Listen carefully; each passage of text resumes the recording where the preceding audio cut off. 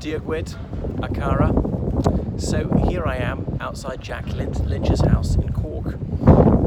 So Jack Lynch was born in this house and grew up here, and in case you don't know who he was, he's famous for having been Taoiseach from 1966 to 1973, and again 77 to 79, if I got that right.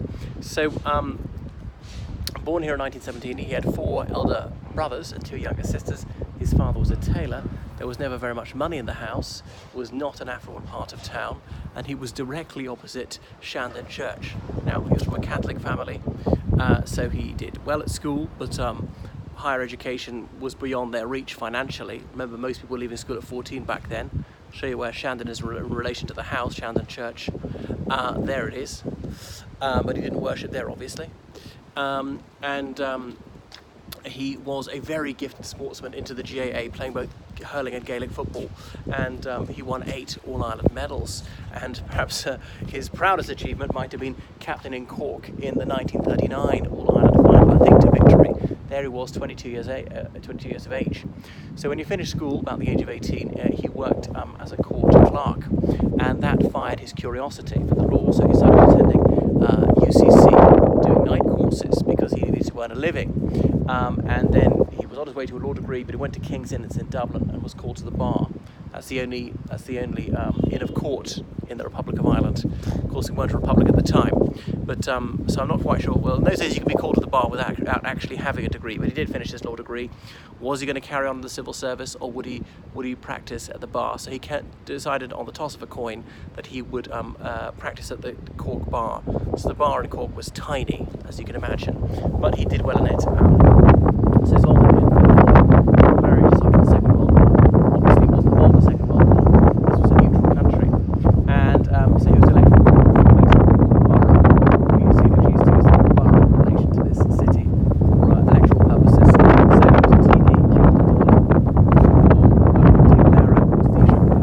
led the party since its inception. He was in opposition in the late 40s, early 50s, and he held a number of ministerial posts.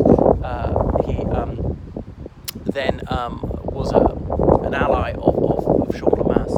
He was personally unambitious. He was a conviction politician, there really for the right reasons. And then 1966, Shandon stood down as Taoiseach, and Jack Lynch took over, and he had a difficult task. This was an incredibly testing time to be leading the Republic of Ireland, because our economy was very sluggish.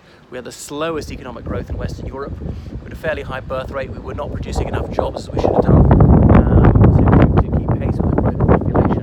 Well, the population had really bottomed out in the early 60s, was starting to grow. There was still mass emigration, half of the young people going overseas in search of work. We're no longer more or less guaranteed to get into the United States, as they changed their immigration policy in the early 60s. So there were some real headaches for him. 1966 had, of course, been the Golden Jubilee of the Easter Rising, and that whetted some Republican appetites and produced some expectations that were impossible to fulfill.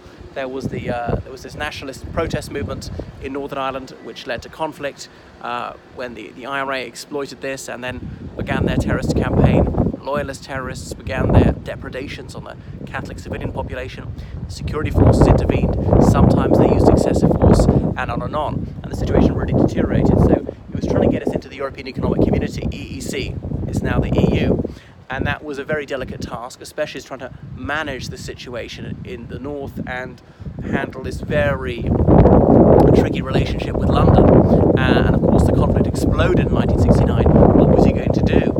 And there are many people who were banging Republican drums, say, so to intervene, you've got to back up the IRA. And then the IRA was obviously posing quite a threat to this state, as well as the neighbouring one.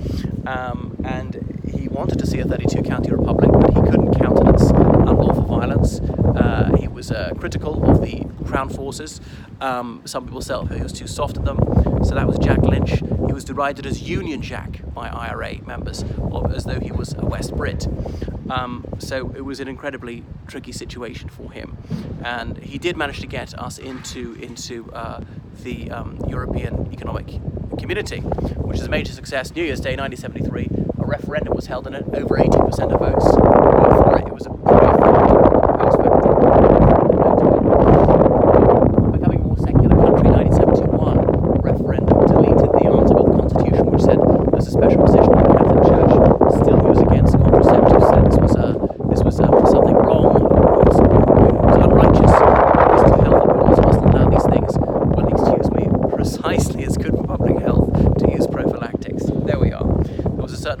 logic in his attitude, but certainly that was a popular view at the time.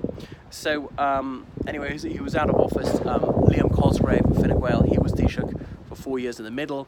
1977, Jack Lynch came back in. And again, it was very tricky. The economy was scarcely growing. The conflict was raging in the north. People wanted the United Kingdom to signal that Northern Ireland would be expelled, would be handed to the Republic of Ireland. But obviously the Republic of Ireland was not going to be able to deal with loyalist terrorism there or subsidise it, blah, blah, blah. So he was having to pay lip service to these nationalist pieties. Anyway, so he stood down as leader in 1979, was succeeded by a completely Machiavellian character called Charlie Haughey, who was married to Sean Ramas's daughter. So Jack Lynch, he held various directorships in retirement, spent most of his life in Cork, where he was really respected by all sides. And I don't think he lived there at the end. So he died in 1999. I could have passed him on the street and not known it. It's my lasting regret I never met him. So there was the Jack Lynch Tunnel near the city, road tunnel, named in his honour. Well, that is Jack Lynch, a man of firm convictions, of personal integrity. He's sorely missed.